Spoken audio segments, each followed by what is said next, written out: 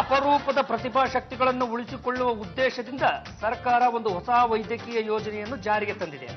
ಅಪರೂಪದ ಬುದ್ಧಿವಂತ ಮೆದುಳು ಇರೋ ವ್ಯಕ್ತಿಗಳನ್ನ ಸರ್ಕಾರ ಗುರುತಿಸಿ ಅವರ ಮೆದುಳಿಗೆ 1 ಕೋಟಿ ರೂಪಾಯಿಯನ್ನು ಕೊಟ್ಟು ಖರೀದಿ ಮಾಡುತ್ತದೆ.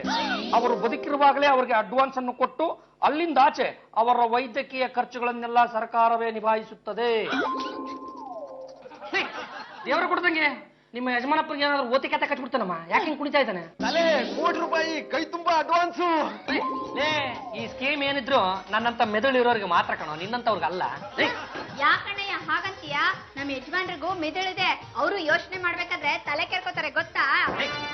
ನೋಡಮ್ಮ, ದೇವರು ಕೊಟ್ಟ ತಂಗಿ, ವೈದ್ಯಾಧಿಕಾರಿಗಳ ತಂಡ ಅಂತ ಒಂದಿರುತ್ತೆ, ಅದು ಬರುತ್ತೆ. ಮೊದಲು ನಮಗೆ ಕೆಲವು ಪರೀಕ್ಷೆಗಳನ್ನು ಒಡ್ಡುತ್ತೆ, ಅದರಲ್ಲಿ ನಾವೆಲ್ಲರೂ ತೇರ್ಗಡೆ ಹೊಂದಬೇಕು. ಆಮೇಲೆ ಅವರು ಈ ಮೆದುಳು ಬುದ್ಧಿವಂತ ಮೆದುಳು ಅಂತ ಮೇಲವರಿಗೆ ಶಿಫಾರಸು ಮಾಡ್ತಾರೆ. ಆಮೇಲೆ ಈ ದುಡ್ಡು ಅಡ್ವಾನ್ಸು ಎಲ್ಲ.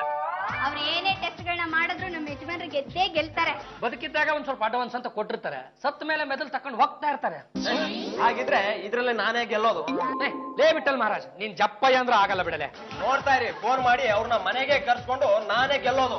ನೀನೇನೆಲ್ಲ ಕರ್ಕೊಳ್ಳೋದು? ನಾನು ಅವ್ರ ಮನೆ ಕರ್ಕೊಂಡು ನಾನೇ ಸೆಲೆಕ್ಟ್ ಆಗ್ತೀನಿ. ಆದ್ರೆ ನಮ್ಮ ಯಜಮಾನ್ರೆ ಗೆಲ್ಲೋದು. ಏನಿಲ್ಲ, ನಮ್ಮ ಯಜಮಾನ್ರೆ ಗೆಲ್ಲೋದು. ಎಕ್ಸ್ಕ್ಯೂಸ್ ಮೀ, ನಾವ್ ಯಾರು ಅಂತ ಗೊತ್ತಾಗ್ಲಿಲ್ಲಪ್ಪ. Wonderful wonderful. ನಾನು ಡಾಕ್ಟರ್ ಗುಣಶೇಖರ್ ಅಂತ. ನಾನು ಲೇಡಿ ಡಾಕ್ಟರ್ ವಿಮ್ಲಾ. ನಿಮ್ಮ ಮನೆಯಿಂದ ಫೋನ್ ಬಂದಿತ್ತಲ್ಲ? ಅದು ನಾವೇ ಮಾಡಿದ್ದು. ಹೌದು, ನಾನು ಫೋನ್ ಮಾಡಿದ್ದೆ. Wonderful wonderful. ನೀವ್ ಯಾರು ಅಂತ ಗೊತ್ತಾಗಿಲ್ಲ?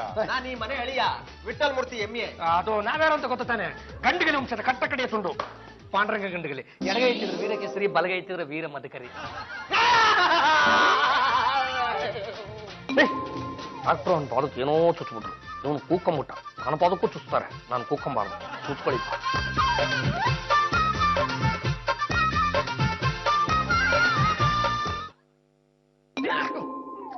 ಇನ್ನು ನಮ್ ಕೈಲಿ ತಡ್ಕೊಳಕ್ ಆಗಲ್ಲ ಶಿವ. ಡಾಕ್ಟ್ರೆ ಯಾಕೆ ಇಟ್ಟಾದ್ರು? ಡಾಕ್ಟರ್ ನೀವ್ ಹೇಳ್ತೀರಾ ನಾನು ಹೇಳ? ವಂಡರ್ಫುಲ್, ಹೇಳೋದು ನನ್ ಕೆಲಸ. ನೋಡಿ, ಟೆಸ್ಟ್ ನ ಈಗಿನ ಶುರು ಮಾಡಿದೀವಿ, ಇನ್ನು 3 ದಿನ ಟೆಸ್ಟ್ ಮಾಡ್ಬೇಕು, ಆಮೇಲೆ ಡಿಸೈಡ್ ಮಾಡ್ತೀವಿ. ಇದು ನಾವು ನಿಮಗೆ ಕೊಡ್ತಾ ಇರೋ ಮೊದಲ ಅಸೈನ್ಮೆಂಟ್. ಡಾಕ್ಟರ್ ನೀವ್ ಹೇಳ್ತೀರಾ ನಾನು ಹೇಳ? ವಂಡರ್ಫುಲ್, ಹೇಳೋದು ನನ್ ಕೆಲಸ, ಮಾಡೋದು ಅವ್ರ ಕೆಲಸ. ನೋಡಿ, ಮಧ್ಯದಲ್ಲಿ ಮಾತಾಡ್ಬಾರ್ದು. ನಿಮ್ಗೆ 10 ನಿಮಿಷ ಟೈಮ್ ಇದೆ. ಯಾವ್ದಾದ್ರು ಗ್ರಹದ ಮೇಲೆ ನಡ್ಕೊಂಡು ಹೋಗಿ ಬಂದು ವಾಪಸ್ ನಮ್ಗೆ ರಿಪೋರ್ಟ್ ಮಾಡ್ಕೋಬೇಕು. ಓಕೆ? ಒಬ್ಬ ಈ ಕಡೆಗೆ ಹೋಗಿ, ಒಬ್ರು ಆ ಕಡೆಗೆ ಹೋಗಿ. ಗ್ರಹದ ಮೇಲೆ ನಡೆಯೋದು ಹೇಗೆ? ಇಷ್ಟೊಂದು ಕಷ್ಟದ ಪ್ರಶ್ನೆ ಕೇಳಿದಾರಲ್ಲ, ಏನಪ್ಪಾ ಮಾಡ್ತೀರಾ? ಈ ಗುಂಡುಗೆ ಫುಟ್ಬಾಲ್ ತರ ಇರುತ್ತಲ್ಲ ಗ್ಲೋಬು, ಅದ್ರ ಮೇಲೆ ನಡೆದ್ರೆ ಹೇಗೆ? ಅದ್ರ ಮೇಲೆ ನೀವು ನಿಂತ್ಕೊಂಡ್ರೆ ಜಾರ್ ಬಿದ್ದೋಗ್ತೀರಾ. ಬಂದೇ ಇರು.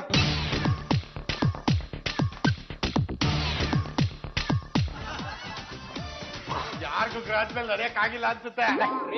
ಹೋಗಿ ಗ್ರಹದ ಮೇಲೆ ನಡ್ಕೊಂಡ್ ಬಂದ್ರೆ ಅಂದ್ರೆ ಅದೇಗ್ರಿ ಸಾಧ್ಯ? ನೀವು ತುಂಬಾನೇ ಜಾಸ್ತಿ ಮಾತಾಡ್ತೀರಾ. ಜೂನಿಯರ್, ಇವ್ರಿಗೆ 0 ಹಾಕೋ. ಡಾಕ್ಟ್ರೆ, ನಾನು ಇಲ್ಲಿಂದ ನಮ್ಮ ಮನೆ ಗೇಟ್ ವರ್ಗು ಹೋಗಿ ಅಲ್ಲಿರೋ 2 ನಾಯಿನ ಓಡಿಸಿ ಮತ್ತೆ ಗೇಟ್ ಬಾಗಿಲನ್ನ ಹಾಕೊಂಡು ಮತ್ತೆ ನಡ್ಕೊಂಡ್ಬಂದ್ಬಿಟ್ಟೆ. Wonderful wonderful. ಜೂನಿಯರ್ ಅವ್ರಿಗೆ 10 ಮಾರ್ಕ್ಸ್. ಅದ್ ಹೇಗ್ರಿ 10 ಮಾರ್ಕ್ಸ್ ಕೊಡ್ತೀರಾ?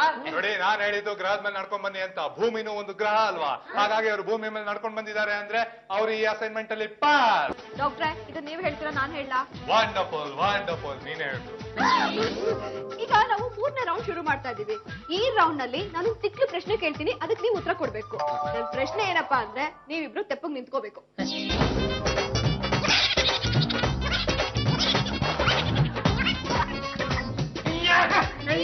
ಯಜಮಾನ್ರೆ ಯಾಕೆ ತಿಕ್ಲಿ ತಿಕ್ಲ ಮಾಡ್ತಿದ್ದೀರಾ? ಅವರು ಬೇಟರ್ ಮಾಡ್ಕೋತಾರೆ.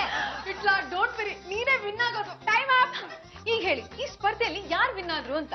ನಾನೇನ್ ಕೇಳಿದ್ದೆ? ಒಂದ್ ತಿಕ್ಲು ಪ್ರಶ್ನೆ ಕೇಳಿದ್ದೆ. ತೆಪ್ಪಗ್ ನಿಂತ್ಕೊಳ್ಳಿ ಅಂತ ಹೇಳಿದ ತಕ್ಷಣ ವಿಟ್ಲ ತೆಪ್ಪಗ್ ನಿಂತ್ಬಿಟ್ರು. ಆದ್ರೆ ಪಾಂಡುರಂಗ ತಿಕ್ಕಲ್ ಆಗಾಡಕ್ ಶುರು ಮಾಡಿದ್ರು 7 ತರ. ಹಾಗಾಗಿ ಈ ಟೆಸ್ಟ್ ಅಲ್ಲೂ ಕೂಡ ಪಾಂಡುರಂಗನೇ ವಿತ್ 5 ಟೆಸ್ಟ್ ಗಳಲ್ಲಿ ಪಾಂಡುರಂಗ ಅವರು 50 ಮಾರ್ಕ್ಸ್ ತಗೊಂಡಿದ್ದಾರೆ. ವಿಟ್ಲಾ ಅವರು 5 ಕೋಳಿ ಮೊಟ್ಟೆ ತಗೊಂಡಿದ್ದಾರೆ. ಹಾಗಾದ್ರೆ ಈಗ ಯಾರ ಮೆದುಳು ಸೆಲೆಕ್ಟ್ ಆಯ್ತು? ವಂಡರ್ಫುಲ್. ಇನ್ಯಾರ್ದು? ವಿಟ್ಲ ಅವ್ರದ್ದು.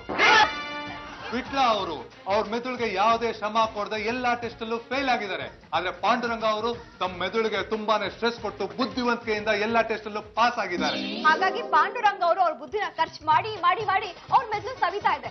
ಆದ್ರೆ ವಿಟ್ಲ ಅವ್ರ ಮೆದುಳು ಫ್ರೆಶ್ ಆಗಿದೆ. ಆದ್ರೆ ಸಾಕ್ಷಿ ಅವ್ರು ತಗೊಂಡಿರೋ 5 ಸೊನ್ನೆಗಳು. ಮೆದುಳನ್ನ ಪ್ರಿಸರ್ವ್ ಮಾಡೋದಕ್ಕೋಸ್ಕರ ನಾವು 1 ಕೋಟಿ ರೂಪಾಯಿ ಕೊಟ್ಟು ಅವ್ರ ಮೆದುಳನ್ನ ಪರ್ಚೇಸ್ ಮಾಡ್ತಾ ಇದೀವಿ. ಅದಕ್ಕೆ ಅಡ್ವಾನ್ಸ್ ಅಂತ 100 ರೂಪೀಸ್ ಕೊಡ್ತಾ ಇದೀವಿ. ಮಿಕ್ಕಿ ದುಡ್ಡು ವಿಟ್ಲ ಸತ್ ಮೇಲೆ. ವಿಠಲ ವಿಠಲ ಪಾಂಡುರಂಗ ವಿಠಲ.